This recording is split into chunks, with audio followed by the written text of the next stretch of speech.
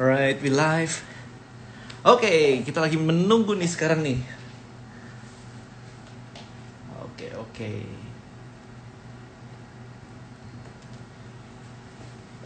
Alright.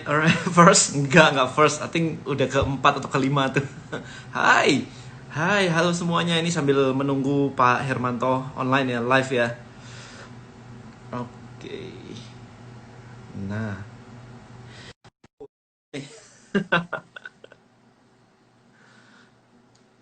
Oke, keren. Wow. Apa kabar nih semuanya nih? Wah, Halo, apa kabar Pak Hermanto? kabar luar biasa. Keren. Semangat pagi, Bro Semangat pagi. Denny, dengan Ya, teman-teman semuanya. oke. Lagi ini Kelihatan emang jelas ya? jelas, sangat jelas sekali. Terima kasih juga udah datang nih. Ini pertama kali Pak Hermanto live nih ya. Iya. Biasanya udah disiapin semua, habis itu direkam gitu kan. Nah, teman-temannya banyak nanya, kok udah direkam sih, pengen ngobrol langsung gitu. Jadi ya udah kita bikin Oh kayak iya, iya. begini. Yuk ngobrol aja langsung gitu kan, enak gitu. Iya. Oke, ini udah banyak nih yang nonton, udah ada 180-an orang. Wow. Wow, banyak banget. Oke. Em, ini ada yang mengatakan ini nih, zaman sekarang pengusaha pada live. Iya, di Bahkan rumah semua. menurut saya justru semakin efektif ya. Iya, kita semakin bisa memberikan banyak pesan nih kepada orang-orang nih kalau kalau kayak begini nih. Iya. Apalagi saya kan perusahaannya ada di beberapa lokasi dengan perusahaan yang berbeda-beda.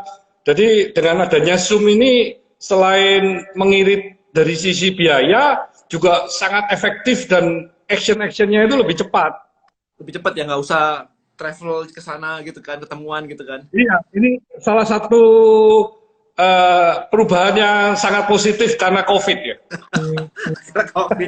Iya. Nah, hari ini kita Hal mau yang bahas tentang lain, itu, justru itu tuh. Bro Denny, hal yang lain pada siang hari ini saya sudah puluhan tahun tidak pernah buat nasi goreng, hari ini buat nasi goreng untuk istri dan cucu. Semuanya makan Mantap. habis, tidak ada yang tersisa. Mantap, Berarti itu seneng saya banget ini tuh juga kalau kayak jago gitu. masak. Iya, katanya ada skill tambahan ketika di rumah ya, jadi bisa masak Ini gitu. Mantap. Oke, so kita punya waktu maksimum 1 jam, jadi sampai jam 8 ya, maksimum 1 jam. Nah, ini teman-teman, ini kita sudah ada beberapa pertanyaan yang sudah masuk. Jadi nanti kita santai aja, kemudian jawabin beberapa pertanyaan sambil kita lihat beberapa di sini yang sudah masuk seperti apa. Nah, intinya simple sih sebenarnya sih. Saya undang Pak Hermanto ini, terima kasih sekali udah hadir di sini untuk sharing.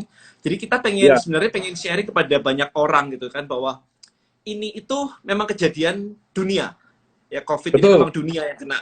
Bukan cuma diri kita satu-satunya yang kena gitu. Jadi kayak banyak orang jadi kayak ngedrop, stres, habis itu gelap semuanya gitu, Pak Hermanto. Nah, Jadi ya. saya pengen ngajak ngobrol aja santai gitu kan, kayak sebenarnya gimana sih ini semua gitu di mindset kita masing-masing, di mindsetnya Pak Hermanto juga, apa yang menjadi wawasannya atau pertimbangan Pak Hermanto gitu sih. Nah, yang pertamanya ada basic banget sih. Yang pertamanya pertanyaannya adalah, ngefek gak sih Pak Corona ke ke Pak Hermanto gitu? Oh ya, pasti efek dong. Nggak mungkin tidak ada efek ya, karena ini problem yang dialami yang seperti tadi Bro Denny ngomong, seluruh dunia mengalami hal yang sama ya. Tinggal bagaimana kita menyikapi hal ini ya. Karena semua bisa tahu kan, pandemik ini kan bukan untuk jangka yang sangat panjang. Jadi Estimasi gitu, dalam estimasi kayak kira-kira mau balik itu kira-kira bulan apa, ada estimasi nggak atau persiapan di perusahaan kira-kira ini sampai kapan sih kayak begini? kalau kami membuat estimasi yang paling bagus itu 3 bulan ya. 3 bulan Jadi dari sekarang atau dari Maret? terjelek ya terjelek jadi Desember. Jadi Juli sudah mulai membaik. Juli ya. Ya, Oke, oke oke Juli, ya. Nah, sekarang nih, kemarin udah nanya kayak gini nih. Nah, Pak Hermanto salah satunya ada punya hotel tuh. Wah, kalau hotel tuh impact-nya kayak gimana tuh?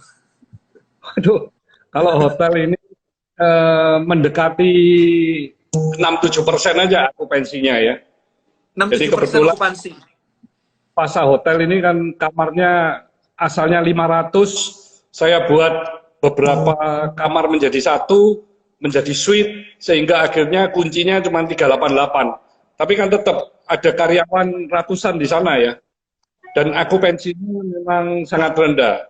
Jadi memang kalau situasi seperti ini, kita harus kembali melihat bisnis plan kita dalam tahun 2020 ini, apa yang menjadi kita punya kekuatan, kelemahan, opportunity, dan juga ancaman, dan buatlah strategi jangka pendek untuk menghadapi COVID. Nah, kalau kayak gitu gimana tuh dengan yang ratusan itu? Apakah ada apa? I don't know, maksudnya karyawan ini ada yang dirumahkan atau gaji dipotong atau seperti apa tuh? Kalau untuk karyawan kami memang secara bergantian libur selama 1 minggu sebenarnya. Oke. Jadi dengan Jadi begitu tetap berarti kan income mereka juga dipotong kan kalau seperti itu kan. Mau nggak mau disesuaikan lah ya. ya, tapi kalau kan dari kebijaksanaan pemerintah juga ada dari sisi pajak untuk karyawan juga ditangguhkan ya. Oh, itu juga ya. Sehingga Bukan untuk bisnisnya aja ya. ya, jadi Oh, kan pendapatan yang di bawah 200 juta per tahun itu teksnya kan dibebaskan oleh pemerintah selama 6 bulan ini. oke, 6 Jadi bulan. Oke. pemerintah memang benar-benar mensupport semaksimal mungkin ya menurut saya ini. Iya, kalau kalau misalkan enggak, ya Indonesia sendiri yang akan goyang ini. Ekonomi aja diprediksi tinggal 1% gitu kan katanya. Iya, kalau 1% gitu. Ya, Tadi ada 3 negara yang tidak resesi katanya, Indonesia, China, sama India. Tapi dari 6 ya, persen jadi tinggal 1%. ya. Moga-moga Gitu. kalau pandemik ini bisa segera cepat selesai, ya harusnya kita tidak akan separah negara-negara seperti yang di Eropa maupun Amerika yang di Oh, udara itu parah dingin ya. banget. Iya, iya, iya, Karena itu parah banget. dia masih 2.000 lebih dan yang sembuh juga sudah mulai mendekati 8% ya. Kalau ini nanti meningkat terus dari 8 menuju ke 20, 30, 40, ya sesungguhnya sudah mulai decline dan sudah mulai kelihatan kalau wabah ini segera segera selesai. Hmm, Asal nggak nabrak ini aja, apa mudik Lebaran nih. Ya, Kalau itu harus kesadaran dari masyarakat ya. Kalau iya, kalau sampai bisa nabrak, ini di rumah saja, jadi jangan jangan kemana-mana. Dan I saya see. memprediksi pemerintah akan mengganti mungkin ya. Jadi mungkin di kuartal 3 atau kuartal 4 ya untuk mudiknya ya. Itu yang Iya, paling Lebarannya bijaksana. kegeser. Karena orang Iya, iya, Indonesia kalau kurami setahun sekali kan juga ada yang kurang gitu ya. bener, bener banget, bener banget. Nah, kalau misalkan kayak hotel kayak begitu, kalau yang kayak kayak ini chat, kayak chat kan sebenarnya gimana? Kayak gini kan nggak ada banyak orang yang lagi bangun bangun ini konstruksi gitu, Pak Hermanto. Pabrik catnya gimana? Kembali kalau tadi di hotel, itu kami melakukan banyak hal, seperti kami juga akan menerima orang-orang dari keluarga yang merasa eh, kena kena gejala-gejala COVID, tapi dia tidak mau di rumah sakit, masih belum positif atau apa, itu juga bisa menginap di Fasa. Kami punya lantai khusus yang memang perlakuannya juga khusus gitu ya. Jadi Wow, kami oke. potensi yang mungkin bisa kita kita ambil juga. Terus dari sisi resto-restonya juga semuanya melayani online, melayani abumen. Kalau mau abumen setiap hari supaya makanannya nggak bosan juga bisa berganti-ganti terus ya. Oh Jadi bisa ya? kami Jadi kayak catering dong ya? kenapa? Kayak catering. Ya, tapi semua kalau di Fasa bintang 5 yang membuat pun memakai APD. Jadi kan jauh lebih aman dari sisi safety ya. Terus bahan Yes. baku semuanya terjamin ya. Yes, yes, yes. Pertanyaan simple tadi tentang marketing sedikit aja. Kalau misalkan dibuat, kan orang nggak datang lagi ke restoran. Orang nggak datang ke restoran, terus dibuat bisa catering, bisa order kayak gitu. Gimana ngasih tahu orang-orang tentang itu? Ya, dari medsos, dari WA group, dari teman-teman, itu kan menyebar juga dari teman ke teman gitu ya. I see. Soalnya banyak kemarin yang ngobrol tentang F&B dan sepi banget kan. Ya, F&B, ya kan sepi kan F&B kan. Jadi ya harus proaktif kan kalau kayak gitu ya, jemput bola ya. ya betul. Kalau kembali ke Avian seperti yang Bro Denny tadi tanya, Avian kalau Q1 masih growth-nya masih double digit, masih bagus. Tapi memang saya yakin di kuartal terutama di April Mei mungkin akan terjadi penurunan ya. Tapi Iya, kalau iya, iya. seperti depo bangunan itu turunnya nggak banyak, turunnya ada penurunan tapi hanya 20-an% gitu ya. Kenapa kok bisa nggak terlalu banyak kayak gitu? Nah, mungkin orang at home, jadi dia daripada nggak ada kerjaan, dia juga melakukan hal-hal yang mungkin perbaikan-perbaikan rumah, ngecat, mungkin kemungkinan ya, Nukang ya, nukang. tetap ada jaga jarak ya.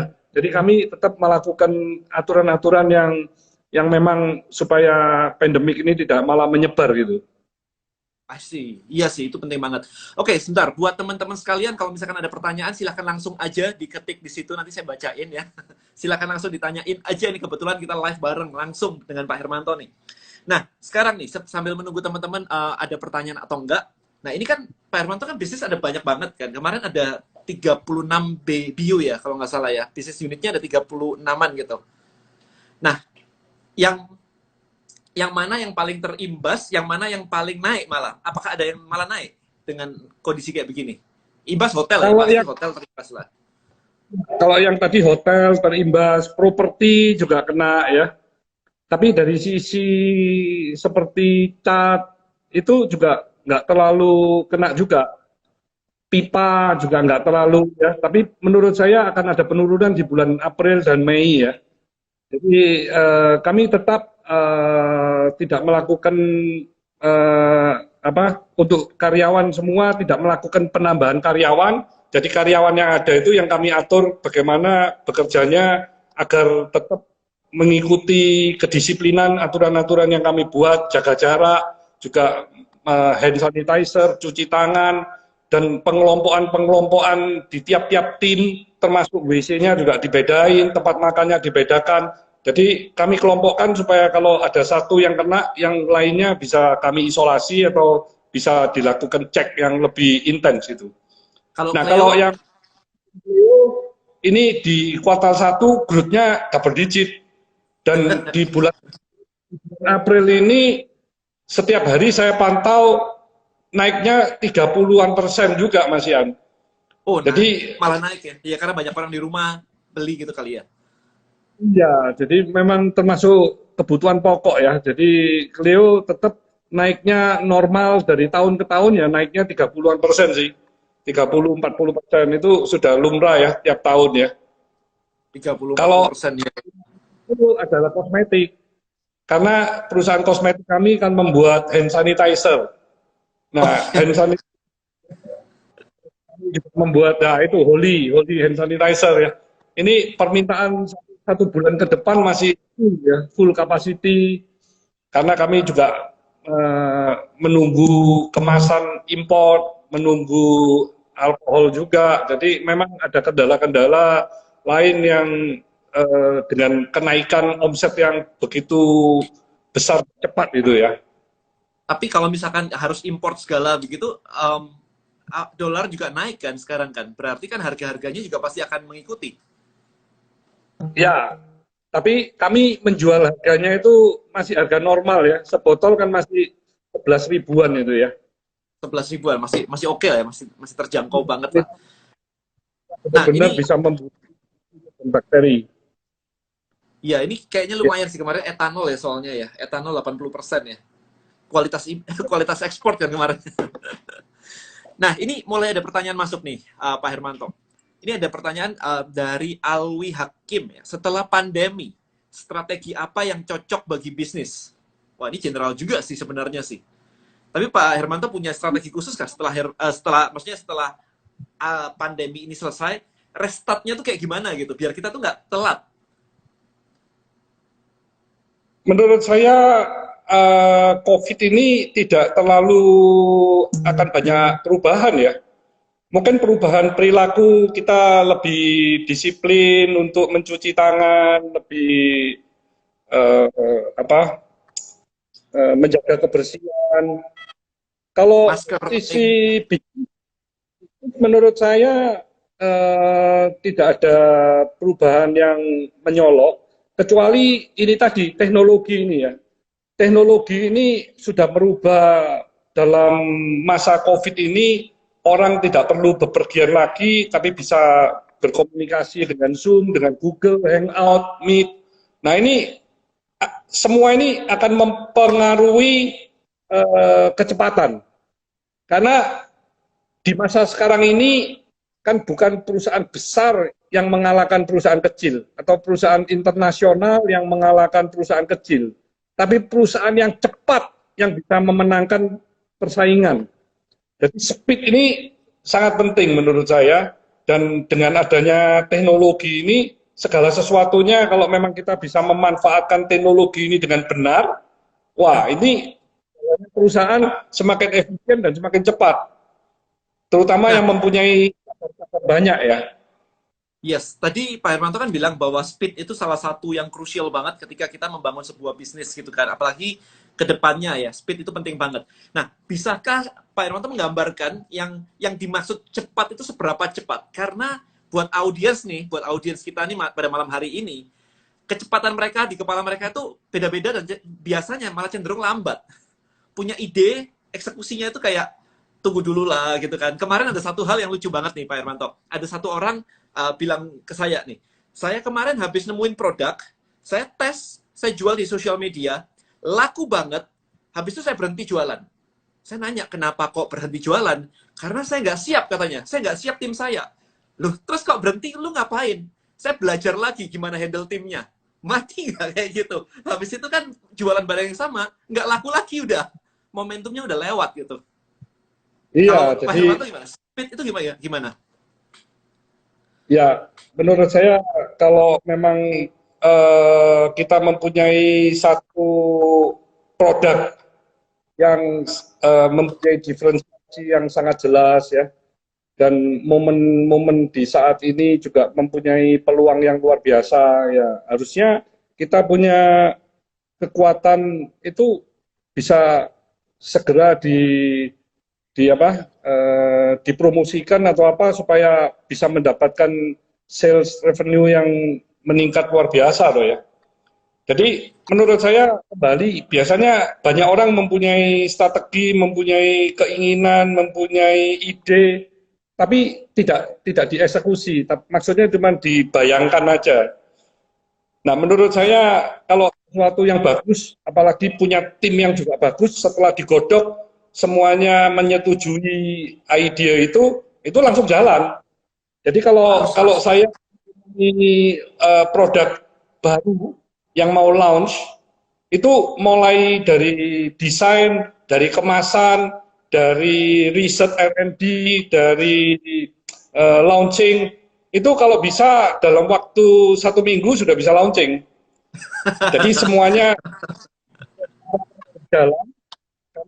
Tim kami kan cukup lengkap, jadi mulai dari semuanya itu kami lakukan dengan cepat gitu. Kayak di Seminggu. Avian kan punya R&D center. Saya invest 100 miliar itu untuk membuat Oh, lab. Jadi oke, kalau terus orang gimana? inginnya di mesin, didirikan pabrik, tapi saya membuat R&D lab. Dari sini kita meresearch, kita sudah bukan follower lagi, kita ingin yang terdepan. Jadi kami punya tim R&D ini melakukan percobaan-percobaan bagaimana masalah-masalah yang dihadapi oleh konsumen dan para painter-painter ini bisa diselesaikan. Dan kalau produk itu sudah bisa terwujud, sudah bisa berhasil, itu akan kami patenkan. Jadi kami sudah mempunyai beberapa yang paten ya. Jadi formula tersebut tidak bisa ditiru oleh perusahaan lain karena ada teknologi research di dalamnya. Nah, I menurut see. saya hal-hal ini penting untuk kedepannya karena kita tidak akan hanya bersaing di dalam negeri di Indonesia saja, tapi bagaimana perusahaan Indonesia ini bisa keluar, bisa bersaing dengan perusahaan di Asia Tenggara, bahkan di Asia, bahkan nantinya di dunia. Jadi kita ingin yang terdepan itu. Sudah ada eksekusi untuk ke luar atau ke Asia atau apa gitu saat ini? Atau masih nunggu Saat produknya ini tadi? memperkuat posisi di Indonesia, tapi the next after 5 tahun ke depan kami sudah merencanakan untuk mengakuisisi perusahaan-perusahaan di luar negeri dan kami akan berkembang ke sana. Jadi kalau misalkan mau ekspansi ke luar negeri kayak begitu, mending beli perusahaan di sana terus partneran kayak begitu ya, JV lah ya. JV ya, daripada kita buka lagi dari nol di sana gitu ya. Kami punya keinginan kita akan dibeli aja perusahaannya. Soalnya speed ya, speed sekali lagi speed ya. Iya, kalau kita mulai nol lagi kelamaan gitu. Kita cari aja perusahaan yang bagus-bagus, kita beli aja. Iya, iya, iya, iya. Ini ada pertanyaan lagi nih Pak Hermanto. Ada yang nanya, kan kita harus speed, harus produktif, dan sebagainya kayak tadi tuh. Gimana kita tahu bahwa kita itu sudah cukup produktif? Ngukurnya pakai apa biasanya? Kita sih ngerasa udah semakin cepat, udah apa gitu. Tapi ternyata kok masih lemot atau gimana gitu. Ya, itu ada ukurannya nggak sih kayak gitu? Kalau kalau mau dibandingkan ya harus melihat kompetitor terdekatnya itu siapa ya. Nah, Oke, dari kompetitor terdekat itu you lakukan SWOT analisa. Dari situ you SWOT ya. punya kekuatan, kelemahan, you punya opportunity dan peluang itu eh, benar-benar yang bukan ABS ya, tapi benar-benar keadaan sesungguhnya you tulis. Dari situ akhirnya you akan punya inisiatif-inisiatif, strategi inisiatif dengan kelemahan-kelemahan yang you punyai itu nggak mungkin you punya speed itu bisa mengalahkan you punya kompetitor. Akhirnya you kan ketahuan itu supaya bisa memperbaiki kondisi-kondisi dari hal-hal yang lemah itu tadi, you harus punya strategi inisiatif untuk merubah kelemahan tadi menjadi kekuatan kan. Yes, Sehingga benar kita banget. tetap growth yang kita inginkan itu bukan hal yang mustahil, tapi itu bisa tercapai karena memang kita sudah punya strategi map yang luar biasa yang bisa mengalahkan mereka. Ya, berarti kan memang benar ya bahwa sebenarnya ketika kita menjalankan sebuah bisnis, planning itu penting banget kan. Planning, mesti ngapain aja, goalnya sampai mana, eksekusinya gitu kan. Soalnya banyak orang kayak, kayak mulai aja dulu gitu kan, misalnya kayak gitu kan. Sehingga seolah-olah nggak perlu planning, yang penting masuk dulu aja, nyebur dulu aja, modal dengkul katanya. Yang penting nekat gitu. Ada pendapat nggak nih Pak Hermanto nih? Jadi Karena pro and kalau cons perusahaan ini. sekarang ini dalam posisi teknologi yang demikian tinggi, perubahan yang demikian cepat, kita punya visi atau kita punya ini apa cita-cita ya 3 tahun aja. Jadi setelah you mempunyai satu vision, nah you membuat SWOT analisa, dari SWOT analisa tersebut akhirnya you punya goal untuk tahun pertama, tahun kedua, tahun ketiga itu apa yang akan you capai.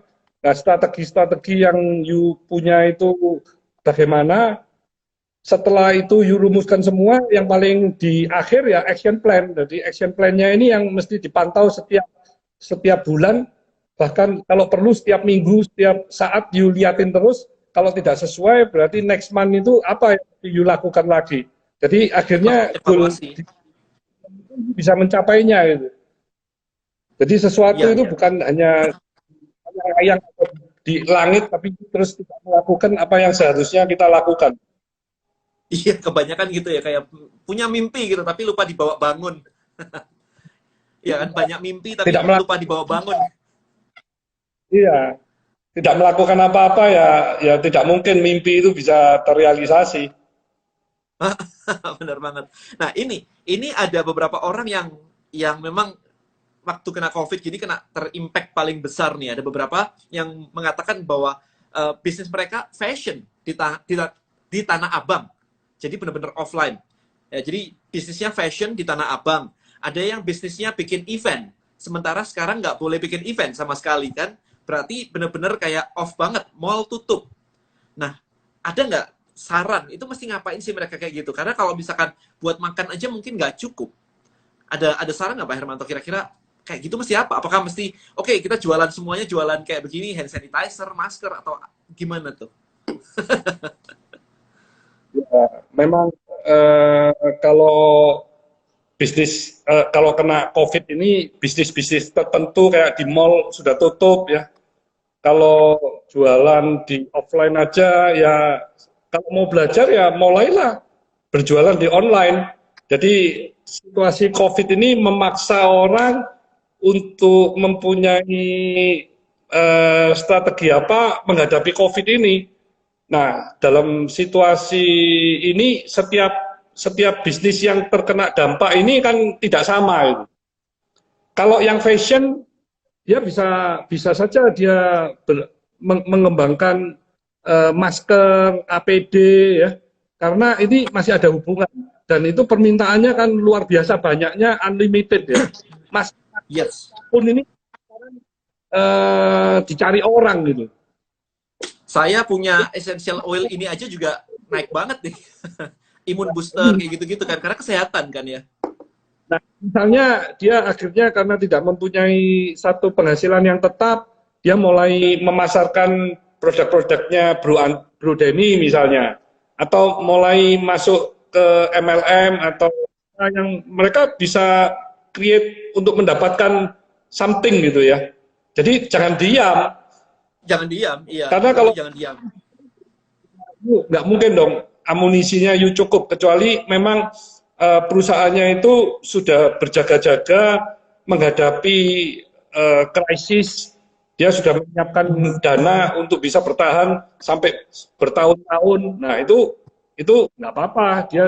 Dia seperti sekarang ya berpikir aja nanti setelah COVID ini selesai produk-produk apa yang akan di launch. Tergantung ya.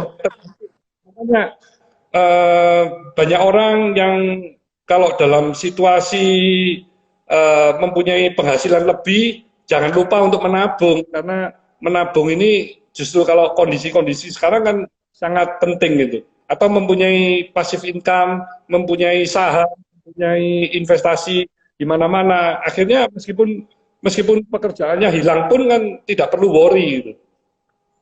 Jadi kalau misalkan dari Pak Hermanto sendiri kayak begini, secara general itu company itu bisa survive kalau misalkan, tapi nggak kayak hotel gitu, itu bisa survive berapa lama kalau misalkan kayak begini, Pak?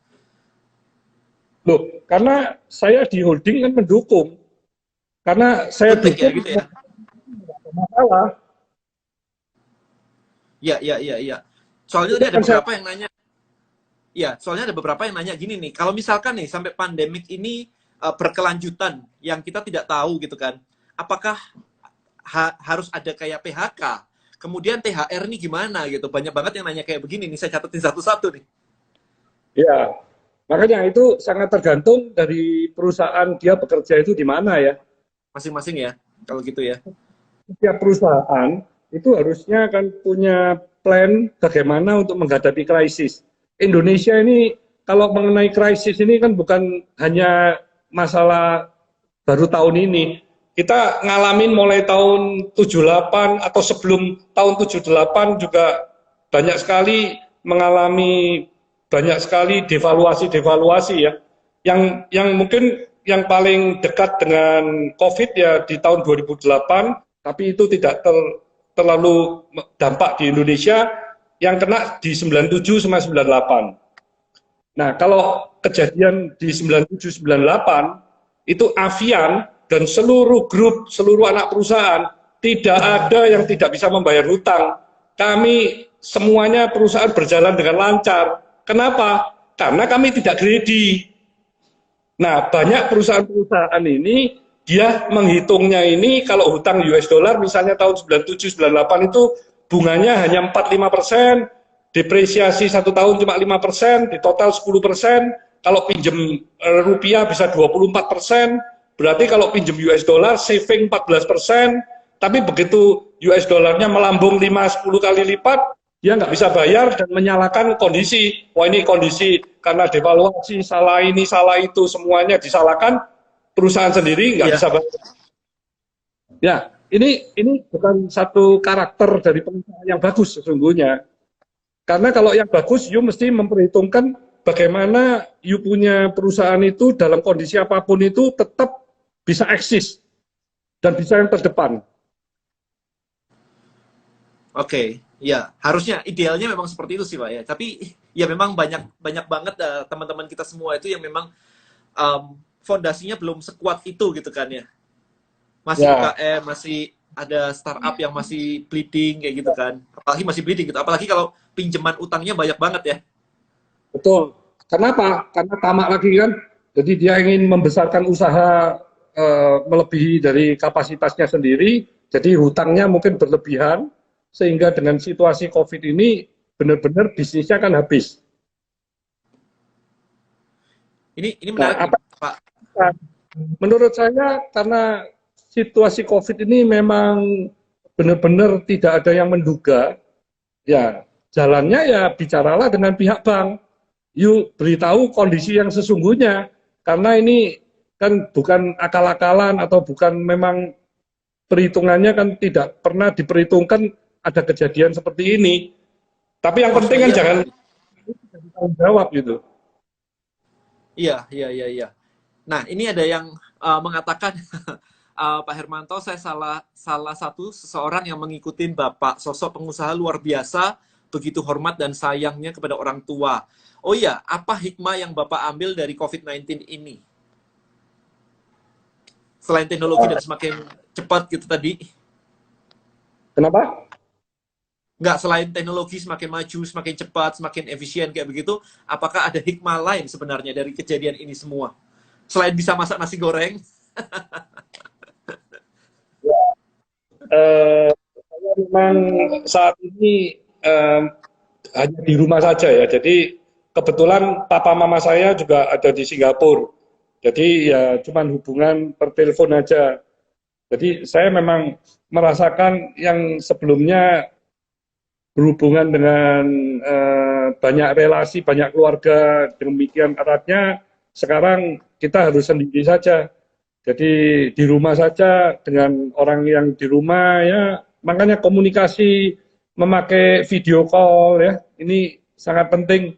Meskipun kita tidak bisa bersentuhan, tapi tetap bisa bertatap muka. Gitu. ini ada pertanyaan yang menarik nih Pak Hermanto nih. Kalau misalnya saya jadi anak Bapak, apa yang akan Bapak sarankan ke saya untuk jadi pengusaha seperti Bapak? Menarik. Oke, okay. Good question. Saya akan melihat passionnya anak saya itu di mana gitu. Seperti Oke. saya Okay. melihat passionnya ada di mana. Nah, kalau dia memang passionnya di bidang tertentu yang kebetulan sama dengan perusahaan yang saya ada, saya akan minta dia untuk memanage, untuk menghandle perusahaan tersebut. Karena kalau memang passionnya ada di sana, dia akan bergairah sekali untuk memikirkan perusahaan tersebut, bagaimana memajukan perusahaan tersebut tanpa mengenal lelah ya. Nah, Berarti passion disitulah dulu nih pertama nih. perusahaan itu mempunyai role yang bisa membuat perusahaan tersebut menjadi yang terdepan. Kalau ternyata nggak cocok gimana? Passionnya musik misalnya. Diarahkan jadi pengusaha atau gimana? Karena saya pengusaha dan mulai kecil, saya itu selalu sudah mengajak anak saya itu berdiskusi. Kalau sudah besar mau jadi apa? Nah, karena anak masih kecil ditanya mau jadi apa ya inginnya seperti papa mama jadi pengusaha. Jadi mereka di dalam ini sudah ingin menjadi pengusaha. Jadi kalau memang hobinya musik, ya bisa aja saya mendirikan perusahaan rekaman untuk musik ya. Bisa aja dia bisa menjadi menjual alat-alat musik. Ya, yang penting yang berhubungan dengan dia sehingga dia ada passion di situ dan saya yakin usahanya itu akan berkembang dengan pesat gitu. Apakah Oh. apakah langsung kayak begitu atau Pak Hermanto setuju kalau misalkan anak-anak itu ya udah kerja dulu sama orang lain deh, atau misalkan di perusahaan sendiri juga kerja jadi dari bawah, atau gimana biasanya kayak gitu supaya tahu susahnya gitu? Saya biasanya nggak setuju kalau anak saya itu bekerja di perusahaan orang lain, karena perusahaan saya sudah ada Udah banyak banyak. ya. Saya cuma membatasi anak-anak saya itu lulus S1 harus bekerja, jadi itu sudah janji mulai awal. Jadi kayak Belinda itu waktu dia lulus honors, itu dia ketemu saya, dia ngomong mau dijadikan asisten dosen, dia sekolah nggak usah bayar, jadi bisa nerusin sampai master. Saya ngomong, loh, you sudah janji dong dengan papa, jadi S1 you pulang. Jadi pulang aja, you jangan terus study. Karena you kalau study terus, lama-lama you akan jadi dosen dan you tidak pulang Indonesia nanti. Ada hal-hal yang you tidak paham dengan soal manajemen, saya panggil konsultan manajemen. You tidak mengerti tentang teks, saya panggilkan konsultan teks. You tidak mengerti tentang sistem, saya panggilkan konsultan sistem. Konsultan di Indonesia banyak yang pintar-pintar, dan begitu you kasih satu project, you belajar di hal tersebut, you akan jadi expert dalam waktu yang tidak terlalu lama. Kalau you bekerja di perusahaannya orang lain, you tidak jelas nanti dikasih pekerjaan apa.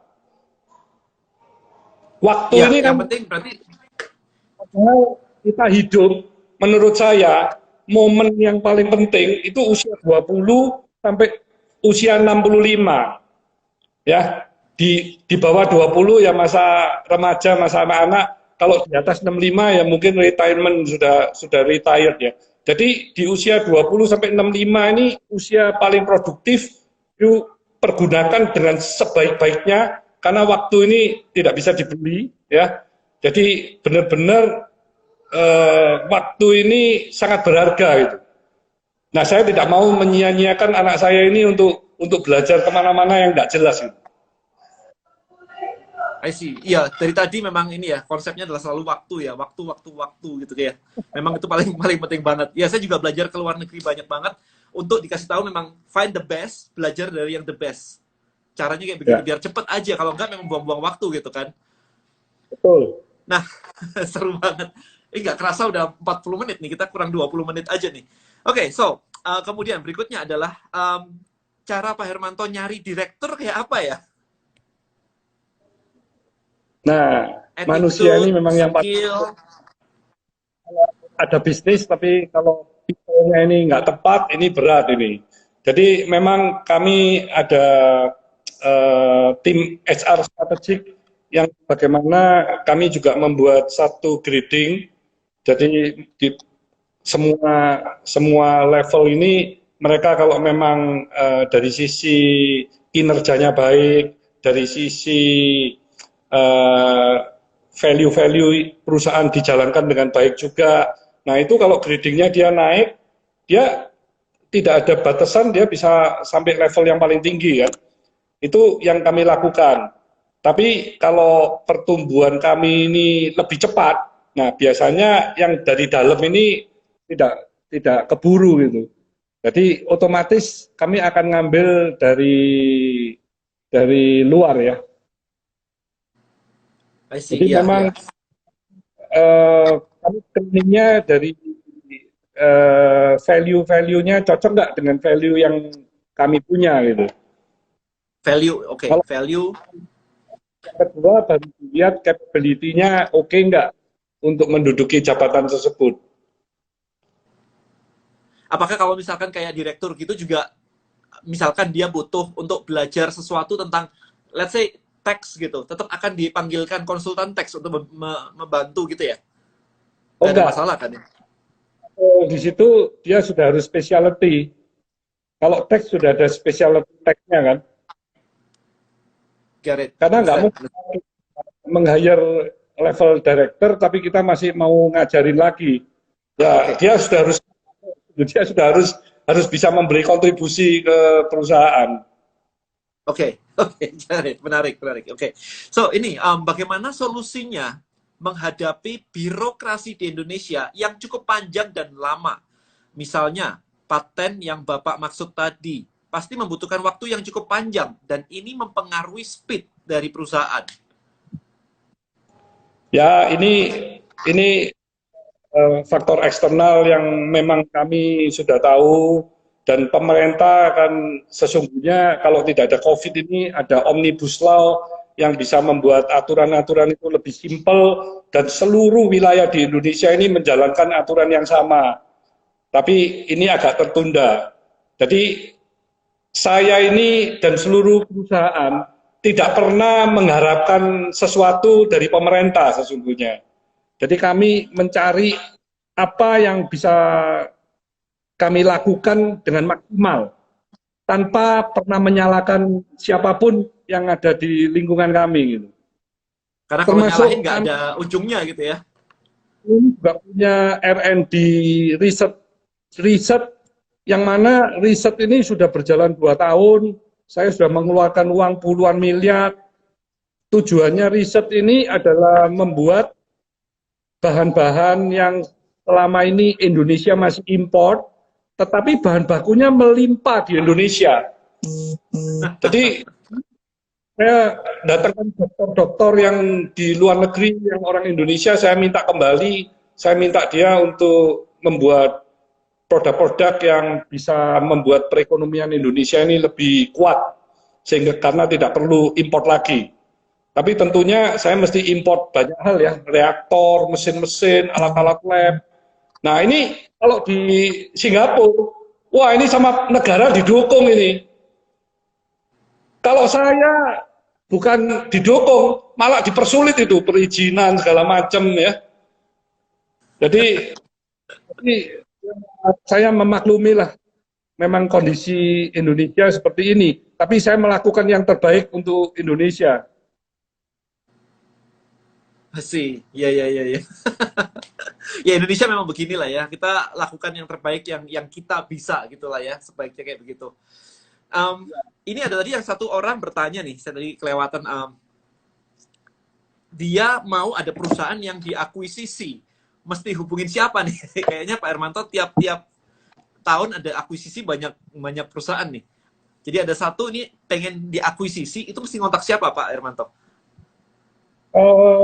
Saya sendiri sekarang kan ada Tankop Holding, ini membawai 8 subholding, mulai dari manufacturing ini kimia, plastik, ada properti, ada hotel, ada kosmetik, farmasi, ada distribution company, ada supermarket atau network MLM, ada F&B.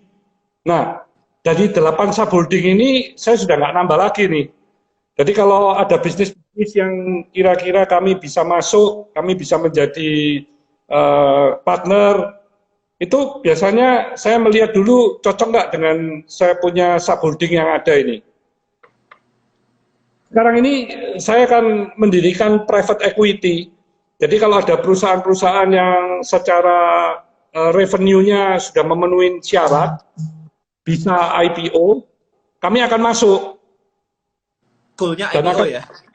Membantu perusahaan tersebut untuk IPO dan untuk bertumbuh jauh lebih sehat dari sisi revenue, dari sisi net profit, dari sisi improvisasi atau improvement yang ada, sehingga perusahaan itu tadi bisa berlipat gitu.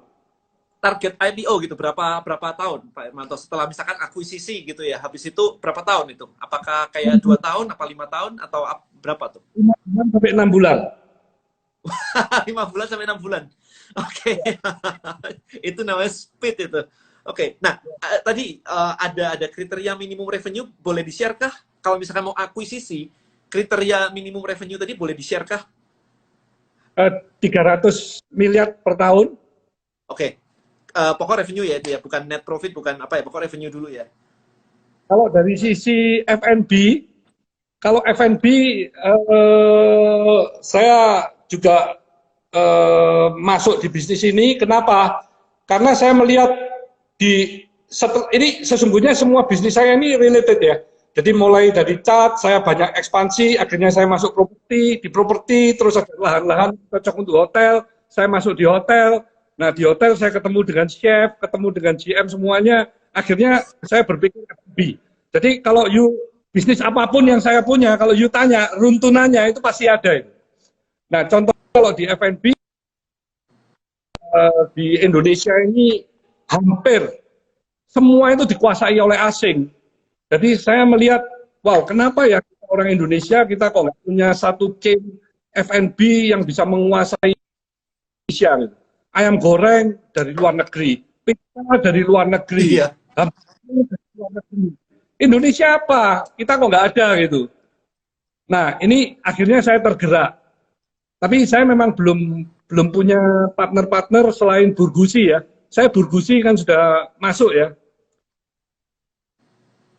Iya, sama Cukup Wilson. kalau cuma minimal harus punya 5 atau 6 gitu ya. Nah, akhirnya saya bisa bersaing dengan perusahaan-perusahaan asing yang ada di Indonesia. Kalau F&B menurut Iya. 30 miliar, 50 miliar sudah bagus itu 1 tahun. Ya, tergantung industrinya ya. By the way, kalau industri Pak Hermanto belum masuk ke health ya, kalau nggak salah ya. Health belum ya? Ada, Kesehatan. kami ada. Saya ada farmasi, saya ada herbal. Oh iya. Tapi kayak di kepala saya tadi rumah sakit segala belum ya? Nggak ke sana ya? Belum. Nanti mungkin kalau usia saya lebih tua lagi, karena kalau rumah sakit, saya maunya full yayasan dan sosial itu. Jadi sudah bukan Amin. orang bisnis lagi. Termasuk sekolahan, itu semua di Hermanto Tanoko Foundation ya. Saya sudah menyiapkan foundation kan. Tancorp Foundation. Oke, menarik. Oke, ini ada satu atau dua pertanyaan terakhir nih ya. Gimana sih caranya nyatuin visi tim? Karena kan banyak banget ya, karyawan udah banyak banget, kemudian bisnis unit juga udah banyak banget. Gimana caranya untuk menyatukan visi mereka, visi dan misi mereka gitu, supaya sesuai dengan Tancorp Holding-nya ini. Biasa karyawan baru 10 aja udah mulai ini itu gitu kan. Masing-masing bisnis unit berbeda-beda. Karena masing-masing bisnis unit juga punya SWOT, punya strategi yang berbeda-beda juga. Yang penting di seluruh bisnis unit yang kami punya, bagaimana proses perusahaan tersebut untuk menjadi nomor 1 atau nomor 2. Karena kalau dia tidak bisa menjadi yang nomor 1, nomor 2, saya akan tutup aja perusahaannya. Meskipun profitable, kalau nggak bisa naik, udah gitu ya, nggak usah gitu, mending nggak usah ya, buang-buang waktu. Kalau profitable, ya growth-nya harus dipacu.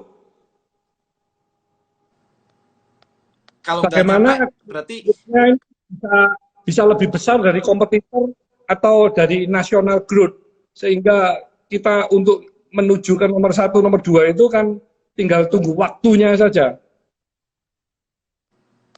Asal strateginya semua ya, SWOT-nya tadi semua udah lengkap semua, action plan-nya semuanya harus lengkap banget gitu ya.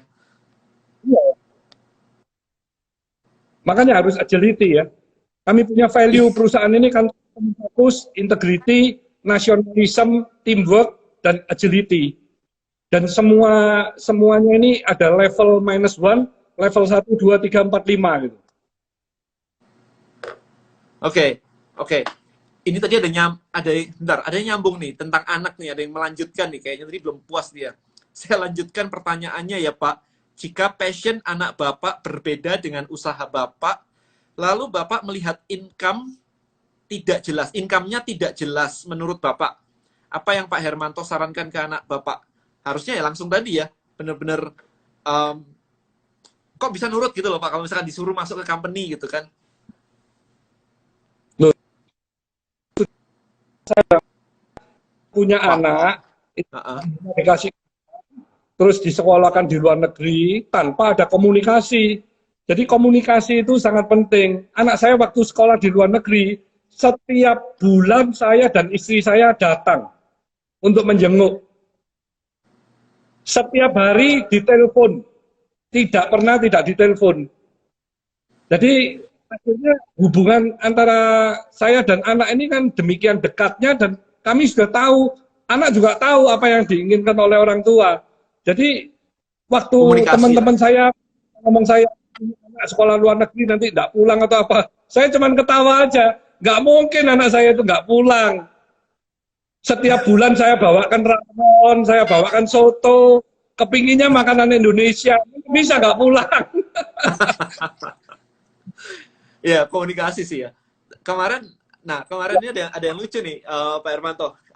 Kita banyak work from home ya, banyak stay at home gitu ya.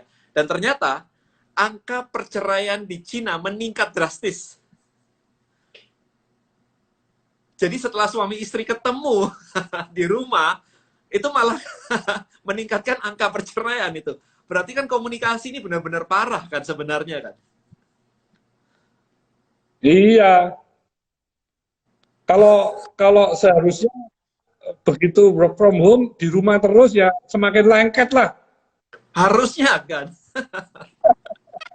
Ya, logikanya Iya, semakin makanya. lengket. Oke. Kenapa kok Ini saya ada. masak? Ya, sama istri saya, Mam, hari ini pap yang masak lah, kamu tak masakin. Masak sudah berapa tahun nggak pernah masak. Satu piring, satu nasi aja nggak ada sisa. Happy tuh. I see. Iya, iya, iya. Seru ya, seru sih. Memang ya, ini mengubah banyak ini sih. Kemarin saya juga bilang ke ini audiens saya juga sih bahwa dengan kayak begini nih, suddenly semua orang harus belajar digital marketing. Suddenly anak-anak sekolah harus homeschooling. Saya bilang welcome to my world karena dunia saya anak saya homeschooling. Dan ternyata saya sampai balik ngomong ke mereka. Sekarang kamu ngerasain ya homeschooling ya. Kuat nggak tuh ngadepin anak dari pagi sampai malam? Kalau biasa Ya, kan ya, disekolahkan biar anak mamanya bebas gitu kan. betul. Semua Um, ngalami. Ya tinggal kita bagaimana happy aja kita tetap syukuri lah apapun yang terjadi. iya, iya, iya. Ya memang harus begitu sih. Itu yang bisa kita lakukan ya. Mensyukuri kan kontrol kita gitu. Kalau nyalahin kondisi segala gitu, berat banget sih. Nggak ada habisnya. Nggak ada habisnya gitu. Oke, ini apakah ada tips dari Pak Hermanto agar karyawan kepercayaan nih dapat awet kerja di perusahaan? Karena contohnya memelihara chef rewelnya lebih dari istri kita sendiri. Ya kalau kita memperlakukan mereka dengan baik, ya otomatis mereka juga akan bekerja dengan maksimal dan baik lah. Yang penting ini ya, hubungan ya, Jadi hubungan. Iya sih, iya sih. ada perhatian ya, Nah, terutama ya. kemarin tuh gini, kalau misalkan kita punya beberapa divisi yang berbeda atau bisnis unit yang berbeda, nah, ketika sudah mulai banyak, kita yang biasanya dekat dengan pimpinan-pimpinan masing-masing divisi, terus tahu-tahu karena banyak kita udah kayak jarang ketemu karena harus bagi waktunya gimana kalau ada puluhan kayak gitu. Terus tahu-tahu ada yang mulai ngiri, kok saya nggak pernah diajak ngobrol lagi, dulu diajak makan siang, sekarang nggak pernah. Kayak gitu terjadi nggak sih, Pak? Wah ya itu pasti terjadi. Karena kalau semua mesti saya ajakin makan siang terus, ya, saya waktunya habis dong. Iya, benar makanya itu. Ya saya cuma pegangnya ya orang nomor satu, nomor dua. Ya kalau perusahaannya besar, ya mungkin saya mengenalnya bisa belasan orang. Tergantung dari besar kecilnya perusahaan juga. Iya Tapi sih. seseorang yang mempunyai talent, yang mempunyai kelebihan, itu pasti akan terlihat. Gitu. Iya sih. Memang ini ada yang mengatakan Pak Hermanto ini sosok luar biasa, sosok yang sangat sayang orang tua. Pos beliau selalu ingetin kalau saya belum cukup berbuat baik ke orang tua. Terima kasih. Oke, wow ini keren nih Pak Hermanto banyak fans juga nih. Salut Pak Hermanto. Biasa cuma lihat di postingan, hari ini lihat live di Kodeni, baru tahu orangnya simple, humble, tetapi high achievement. Pak Hermanto, kita kurang 5 menit saja nih. Ada pesan-pesan terakhirkah buat audiens-audiens ini supaya mereka tetap semangat during COVID kayak begini, nggak menutup kayak semuanya jadi gelap nih gitu-gitu. apakah ada pesan-pesan terakhir nih sebelum kita close? Karena waktunya cuma tinggal 5 menit lagi nih. Ya, kita tetap dalam situasi yang tidak menentu ini harus mempunyai mental baja ya. Maksudnya mental baja itu kita benar-benar siap untuk menghadapi segala macam tantangan, karena waktu ini tidak lama, ini hanya 3 bulan saja. Bagaimana dalam waktu 3 bulan ini kita bisa menjaga supaya kita ini jangan sampai frustasi, stres. Karena kalau frustasi, stres malah nggak bisa memikirkan strategi jangka pendek ini apa yang mesti bisa dilakukan supaya perusahaan yang ada itu tetap nanti setelah masa COVID ini berlalu bisa survive dan bisa menjadi pemenang di pasar. Karena masalah ini dihadapi oleh semua orang, tapi hanya pemenang aja yang mempunyai jiwa mental baja dan siap untuk menghadapi cobaan ini. Malah saya kalau ngomong sama tim saya, wow, kamu beruntung sekali mengalami masalah cobaan COVID ini, karena di sini adalah masa di mana kamu tidak akan melupakan seumur hidup. Jadi di kemudian hari, you akan mempunyai sifat yang suka menabung. Jadi kalau ada kejadian seperti ini lagi, you tidak akan mengalami separah sekarang. Iya, kemarin saya dengar juga ya, perusahaan-perusahaan kalau memang dia udah persiapannya udah bagus, sudah top, nomor 1, nomor 2, begitu, kena kayak begini, kena goncangan kayak begini, ya turun sedikit, tetapi habis selesai semuanya dia akan naik banget. Tetapi kalau misalkan kita nggak siap, kita nggak pernah mau belajar yang bawa-bawa semuanya, itu kena goncangan gini, maka lebih cepat hancurnya gitu, karena nggak punya persiapan apapun. Sekarang saya dalam beberapa hari dengan Biu-Biu masih ngomongnya soal project masih terus berjalan. Meskipun stay at home ya, semuanya stay at home gini tetap jalan ya. Wah, kita kalau untuk jalannya bisa dipupun, tapi perencanaannya kami rencanakan semua. Untuk bangunnya bisa aja dipospon, karena situasi di rumah saja ini kan juga tidak elok kalau kita juga mempekerjakan banyak orang untuk membuat satu project ya.